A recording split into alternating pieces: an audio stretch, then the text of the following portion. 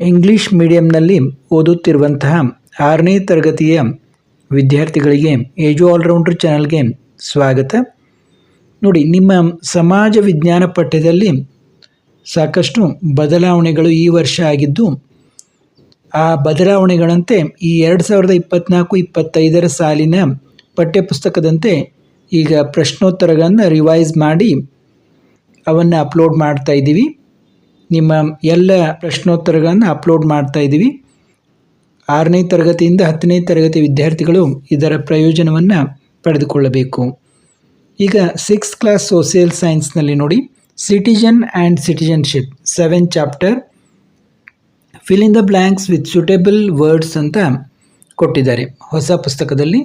The 2 ways of getting citizenship are natural citizenship and naturalised citizenship. ನೋಡಿ, 2 ರೀತಿಯ ಪೌರತ್ವವನ್ನು ಪಡೆಯಲಿಕ್ಕೆ ಇರುವಂತಹ 2 ವಿಧಾನಗಳು.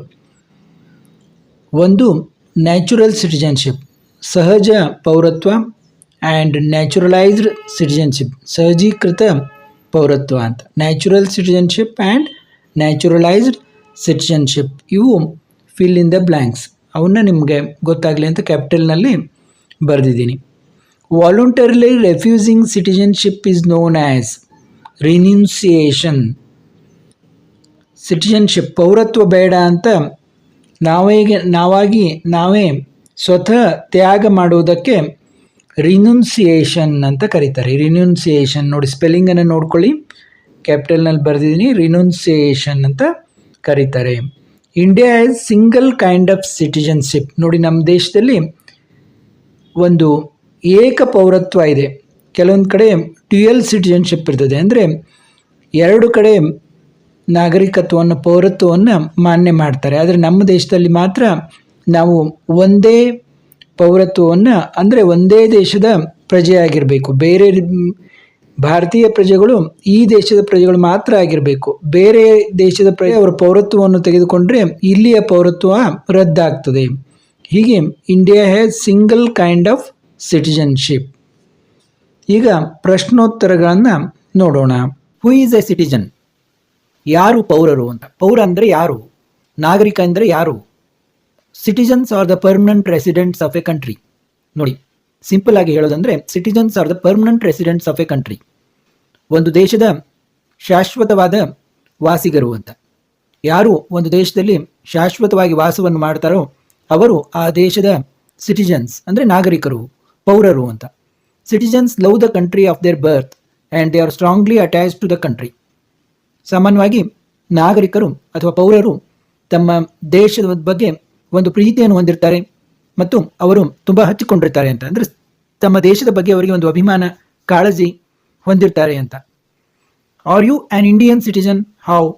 ನೀವು ಭಾರತೀಯ ನಾಗರಿಕರ ಹೇಗೆ ಅಂತ ಕೇಳಿದ್ದಾರೆ. Yes, I am an Indian citizen. ಹೌದು, ನಾನು ಭಾರತೀಯ ನಾಗರಿಕ. Because I am permanent resident of India. ಏಕೆಂದರೆ ನಾನು ಭಾರತದಲ್ಲಿ ಶಾಶ್ವತವಾಗಿ ವಾಸಿಸುತ್ತಿದ್ದೇನೆ. I am strongly attach to the country. ನಾನು ಈ ದೇಶಕ್ಕೆ ತುಂಬ ಹಚ್ಚಿಕೊಂಡಿದ್ದೇನೆ, ಪ್ರೀತಿ ಅಭಿಮಾನವನ್ನು ಬೆಳೆಸಿಕೊಂಡಿದ್ದೇನೆ ಅಂತ. ನೋಡಿ, mention A few qualities of good citizen. ಒಳ್ಳೆಯ ಪೌರ ಅಥವಾ ಒಳ್ಳೆಯ ನಾಗರಿಕನ ಗುಣಗಳು ಯಾವುವು ಹೇಳಿ ಅಂತ ಕೇಳಿದ್ದಾರೆ. He always honour the national anthem and the national flag. ನೋಡಿ, ಒಳ್ಳೆಯ ನಾಗರಿಕ ಯಾವಾಗಿದ್ರೂ ರಾಷ್ಟ್ರಗೀತೆ ಮತ್ತು ರಾಷ್ಟ್ರಧ್ವಜವನ್ನು ಗೌರವಿಸ್ತಾನೆ. He is obedient to the laws of the country.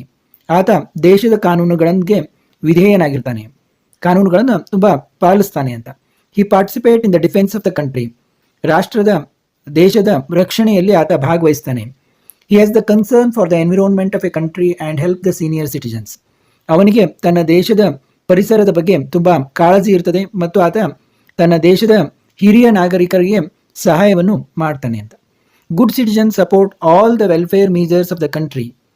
ಒಳ್ಳೆಯ ನಾಗರಿಕ ದೇಶದ ಎಲ್ಲ ಕಲ್ಯಾಣ ಕಾರ್ಯಕ್ರಮಗಳಿಗೆ, ದೇಶದ ಒಂದು ಅಭಿವೃದ್ಧಿಯಾಗುವುದಕ್ಕೆ ಆತ ಎಲ್ಲ ತನ್ನ ಸಹಾಯವನ್ನು ಕೊಡ್ತಾನೆ. Mention 2 methods of getting citizenship of a country. ಒಂದು ದೇಶದ ನಾಗರಿಕತ್ವ ಅಥವಾ ಪೌರತ್ವವನ್ನು ತೆಗೆದುಕೊಳ್ಳಬೇಕಾದರೆ ಯಾವ 2 ಮೆಥಡ್ಗಳಿರ್ತವೆ ಹೇಳ್ರಿ ಅಂತ ಹೇಳಿದ್ದಾರೆ. There are 2 ways of getting the citizenship of a country. 2 ಮಾರ್ಗಗಳಿವೆ ದೇಶದ ಪೌರತ್ವವನ್ನು ಪಡೆಯಲಿಕ್ಕೆ. ಮೊದಲನೇದು, first step, child born in a country will naturally become citizen of that country. ಮೊದಲಿಗೆ ಯಾವ ದೇಶದಲ್ಲಿ ಆ ಮಗು ಜನಿಸ್ತದೋ ಅದು ನೈಸರ್ಗಿಕವಾಗಿ, ನ್ಯಾಚುರಲ್ ಆಗಿ, ಸಾಮಾನ್ಯವಾಗಿ ಆ ದೇಶದ ಪ್ರಜೆ ಅಂತ ಅನಿಸ್ಕೊತದೆ. Second, citizen can give up the citizenship of the country of his birth and become the citizen of another country. ಎರಡನೇದಾಗಿ, ಆ ಪೌರ ಅಥವಾ ನಾಗರಿಕ ತಾನು ಹುಟ್ಟಿದ ದೇಶದ ನಾಗರಿಕತ್ವ ಅಥವಾ ಪೌರತ್ವವನ್ನು ಬಿಟ್ಟು ಬೇರೆ ದೇಶದ ನಾಗರಿಕತ್ವ ಅಥವಾ ಪೌರತ್ವವನ್ನು ಸ್ವೀಕರಿಸಬಹುದು ಅಂತ. ಅಂದರೆ ಒಮ್ಮೆ ಎರಡು ದೇಶದ ನಾಗರಿಕ ಅಥವಾ ಪೌರ ಆಗಲಿಕ್ಕೆ ಸಾಧ್ಯ ಇಲ್ಲ. ಆತ ಆ ಪೌರತ್ವವನ್ನು, ಇನ್ನೊಂದು ದೇಶದ ಪೌರತ್ವವನ್ನು ಪಡೆಯಬೇಕೆಂದರೆ ತನ್ನ ದೇಶದ ಪೌರತ್ವವನ್ನು ತೊರೆಯಬೇಕಾಗ್ತದೆ.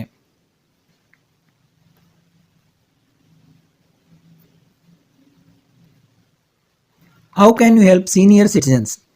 ಹಿರಿಯ ನಾಗರಿಕರನ್ನ ಯಾವ ರೀತಿ ಅವರಿಗೆ ನೀವು ಸಹಾಯ ಮಾಡ್ತೀರಿ ಅಂತ ಪ್ರಶ್ನೆ ಇದೆ. I help senior citizens in day to day work. ನೋಡಿ, ಹಿರಿಯ ನಾಗರಿಕರಿಗೆ ದೈನಂದಿನ ಕಾರ್ಯಗಳಲ್ಲಿ ಅವರಿಗೆ ನಾವು ಸಹಾಯ ಮಾಡ್ತೀವಿ ಅಂತ, ನಾನು ಸಹಾಯ ಮಾಡ್ತೀನಿ ಅಂತ. I help senior citizens in such a way that they feel they are still needed and valued within society. ಮತ್ತು ನಾನು ಹಿರಿಯ ನಾಗರಿಕರಿಗೆ ಅವರು ಈ ಸಮಾಜಕ್ಕೆ ತುಂಬ ಅಗತ್ಯವಿದ್ದಾರೆ ಮತ್ತು ಈ ಸಮಾಜದಲ್ಲಿ ಅವರಿಗೆ ಬಹಳಷ್ಟು ಬೆಲೆ ಇದೆ ಎನ್ನುವ ಹಾಗೆ ಆ ಭಾವನೆ ಅವರಿಗೆ ಬರುವ ಹಾಗೆ ನೋಡ್ಕೋತೀನಿ ಅಂತ. ಅಂದರೆ ನಮಗೆ ವಯಸ್ಸಾಗಿದೆ, ನಾವು ಭಾರ ಅಂತ ಅವರಿಗೆ ಅನಿಸಬಾರ್ದು, ಆ ರೀತಿ ನಾವು ಅವರನ್ನು ನೋಡ್ಕೋತೀನಿ ಅಂತ. ಈ ರೀತಿ ನಾವು ನಾಗರಿಕರಿಗೆ ಸಹಾಯವನ್ನು ಮಾಡ್ಬೋದು. ಏಕೆಂದರೆ ನಿಮ್ಗೆ ಗೊತ್ತಿದೆ, senior citizens usually have good knowledge and experience about many things. 6th question ನೋಡಿ, where do you notice queues? What are the benefits of following a Q?